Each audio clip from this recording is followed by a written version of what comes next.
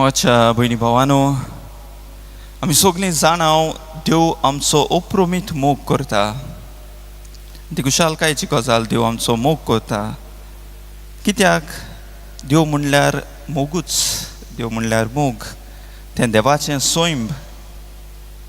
आनी ताचो मोग आमी जाणाव शी मेर नासलेलो, बियॉन्ड मेजर म्हणटात तो निस्वार्थ मोग, सेल्फलेस लव ताचो.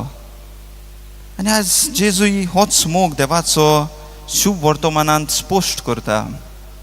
जेजू निकोदेमासाक म्हणटा, देवान संवसाराचो इतलो मोग केलो की आपल्या एकल्याच पुताक दिलो.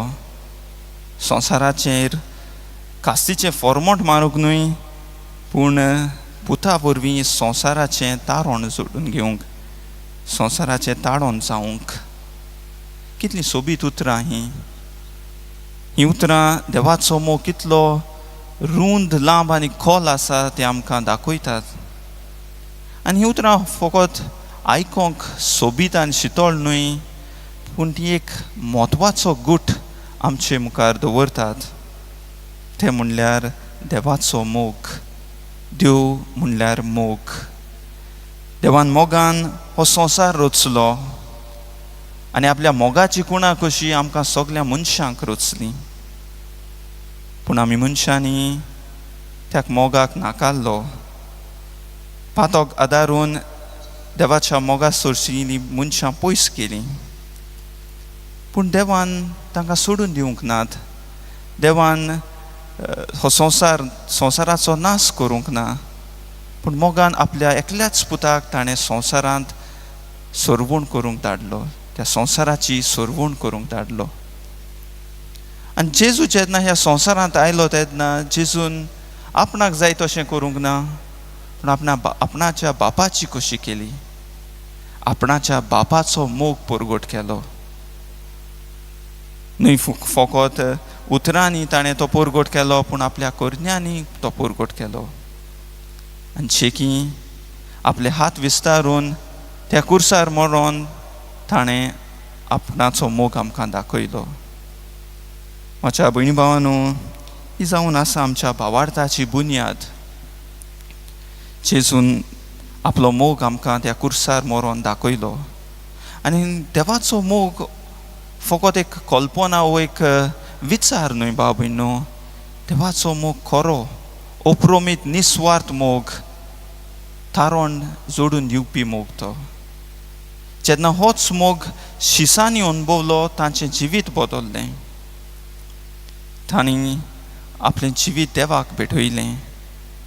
शिसांनी जेजू वरवीं हो मोग वळखिलो. देवाचो मोग ते वळखूंक पावले.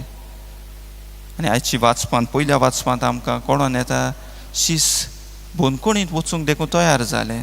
कित्याक त्या मोगा खातीर त्या बोणकुणींतलो तांकां देव सुटका दिता आनी ते परतून वचून देवाचें राज परगडटात, देवाचो मोग परगडटात. त्याच देवान तांकां त्या मोगाची साक्षी दिवंक एके भाशेन बळ दिलें. तर ह्या दोनी वाचपांनी आमकां कसली शिकवण मेळटा? पयली म्हळ्यार देव आमचो सगल्यांचो एकल्याचो अप्रोमीत मोग करता. कोणाक सोडिनासतना सगल्यांचो मोग करता. जायते पावटी कांय पावटी आमकां दिसता आसतलें, आमचें पातकी जिवीत पळोवन, आमचें आदलें जिवीत पळोवन दिसता, खरेंच देव म्हजो मोग करता काय? इतलीं म्हजीं पातकां आसात, इतलीं हांवें वायट केलां जिवितांत, देवक म्हजो मोग करता काय? ओय भाव भयणो, देव सगल्यांचोच मोग करता. आनी हाचें बरेंच उदाहरण म्हळ्यार सांत आगुस्तीन. सांत आगुस्तिनाच्या जिवितांतल्यान आमकां गमोन येता, देव आमचो सगल्यांचो मोग करता म्हूण. तरणाटे पिराये आसतना सांत आगुस्तीन देवा सोरशिल्लो पयस आशिल्लो, पातकी जिवीत जियेतालो. पूण ताचे मायन मोनिकान भावार्थ सोडूंक ना. तिणें भावार्थान तिच्या पुता पासत देवा लागीं मागलें. आनी तिका भावार्थ आशिल्लो देव तिच्या पुताचो मोग करता म्हूण. पातकी आसोनूय तो तिच्या पुताचो मोग करता म्हूण तिका भावार्थ आशिल्लो. आनी हो भावार्थ तिचो सारको आशिल्लो. जेन्ना सांत आगुस्तिनान तो मोग देवाचो अनुभवलो, ताणें आपलें जिवीत बदललें.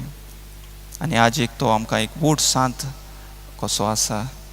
डॉक्टर ऑफ द चर्च म्हूण आमी ताका पाचारता.